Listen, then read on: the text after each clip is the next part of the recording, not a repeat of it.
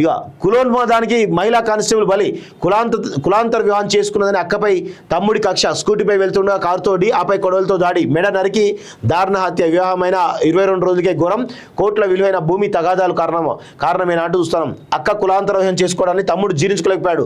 ఆమె పెళ్లాడిన వ్యక్తి తమ ఊరివాడి కావడంతో తలెత్తుకోలేకపోతున్నామని కక్ష పెంచుకున్నాడు. ఆగ్రహంతో ఉన్మాద స్థితికి చేరుకొని పథకం ప్రకారం దారి కాచి మరీ తోబుట్టు వేటకొడలతో నిర్దాక్ష్యంగా జరిగి చంపాడు. ఈ కులోన్మాద హత్య రంగారెడ్డి జిల్లా ఇబ్రహీంపట్నం పరిధిలోని రాయపోల్లో జరిగింది. ఈ హత్యకు భూ తగాదాలు కూడా కారణమని స్థానికులు చెబుతున్నారు. సో ఇక ఇంత పెద్ద మన మహానగరంలో పరువు హత్యలు కుల హత్యలు లేవు అంటే నమ్మడానికి లేదు. సో మన కులము మనకు మంచిదే, కులం అనేది మనకు ప్రేమనే. కానీ ఒకవేళ ఆమె కనుక ఆయనో ఇద్దరు కనుక వేరే కులం వాళ్ళని పెళ్లి చేసుకున్నా కానీ ప్రేమించే కానీ దయచేసి ఎందుకు మనం ఈ కులం అనేటువంటి మోడ్లో మనం పడాలి? కులం అంటే ప్రేమ ఉండాలి కానీ కులపిచ్చి ఉండద్దు. కులం అనే ప్రేమ ఉండాలి, కులపిచ్చి మాత్రం ఉండదు. మతం అనే ప్రేమ ఉండాలి కానీ మతపిచ్చి ఉండద్దు.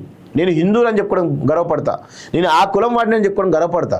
కానీ ఈరోజు నా కులమే గొప్ప, నా మతమే గొప్ప, వేరే మతాలు గొప్ప కాదు, అవి నీచమైనవి అని చెప్పడానికి నాకు రైట్ లేదు. అది మంచి పద్ధతి కాదు. అలా చేయడం కూడా తప్పు. ఇప్పటికైనా కానీ ఇలాంటి మహానగరం ఊళ్ళో జరుగుతున్నాయి అనుకుంటే మనం అనుకోవచ్చు కుల హత్యలు పరువు హత్యలు. కానీ ఇలాంటి సిటీల్లో కూడా ఈరోజు కుల ప్రధానం అయిపోయింది, మత ప్రధానం అయిపోయింది. వీటి చుట్టే తిరుగుతూ ఉన్నాయి రాజకీయాలు.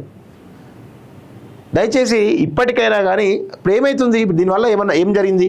ఆమె చనిపోయింది పాపం, ఓకే, ఆమె మళ్ళీ తిరిగి రాని రోగాలకి వెళ్ళిపోయింది. ఇప్పుడు ఎవరైతే తమ్ముడు చంపిండో ఆ తమ్ముడి పరిస్థితి ఏంది? జైల్లో ఉంటాడు, 10 సంవత్సరాలు 15 సంవత్సరాలు జైల్లో ఉంటాడు. మరి వాని పరిస్థితి ఏంది? వానికి బెయిల్ ఎట్లా రావాలి? వాని జీతం ఏంది? దీనివల్ల నీకు ఒరిగింది ఏంది? ఇప్పుడు ఇద్దరు జీతాలు నష్టం. ఈవెన్ చేసుకున్న ఎవరైతే అబ్బాయి ఆయన జీతం నష్టం. ఇప్పుడు ఈ కుటుంబం ఏదైతుందో అది మొత్తం రోడ్డు మీద పడ్డట్టే. ఎందుకంటే ఇద్దరు అక్క తమ్ముళ్ళు ఇద్దరు, అక్కనే చనిపోయింది, చంపేసిండ్రు. ఆ తమ్ముడేమో పోయి జైల్లో ఉన్నాడు. మరి వాళ్ళ తల్లిదండ్రులకు ఎవరు దిక్కు? వాళ్ళేమో 60-70 సంవత్సరాల వయసులో ఉంటుంటారు. మరి వాళ్ళకి తిండి ఎవరు పెట్టాలి? వాళ్ళు నాగం చేసినట్టే, ఇటు అమ్మాయి వాళ్ళ భర్త నాగం చేసినట్టే. దీనివల్ల ఏ లాభం ఎవరు కొరిగింది? మీ పరువు ఏమైంది? దీనివల్ల పరువు ఏమైంది మీది? ఇప్పుడేమైంది పరువు మీది? ఒకసారి ఉన్మాదంలో ఆలోచించే వాళ్ళు, కులం ఉన్మాదంలో కానీ మత ఉన్మాదంలో ఆలోచించే వాళ్ళు ఒక్కసారి ఆలోచించాలి. ఇలాంటి పరిస్థితులు, ఇలాంటి మీరు చర్యలు తీసుకోవడం మీరు ఒక ఆత్మవరం తీసుకోవాలి.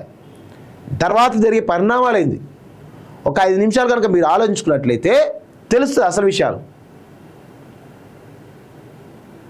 ఇప్పటికైనా కానీ ప్రజలు మతం అనేటువంటి ఉన్మాదంలో బతకండి, కులం అనేటువంటి ఉన్మాదంలో బతకండి. అవి మనకు ఆత్మగౌరవ ప్రతీకలుగా ఉండాలి, మన అస్తిత్వాన్ని కాపాడుకునే విధంగా ఉండాలి, మన కల్చర్ని కాపాడుకునే విధంగా ఉండాలి. కానీ ఆ పిచ్చిలో, ఆ ఉన్మాదంలో మనం బతకూడదు. ఈరోజు కొన్ని మతాలు, ఈరోజు సిరియా ఏది పాలస్తీనా కానీ సిరియా లాంటి ఇజ్రాయెల్ లాంటి పరిస్థితులు మనం చూస్తూ ఉన్నాం కదా.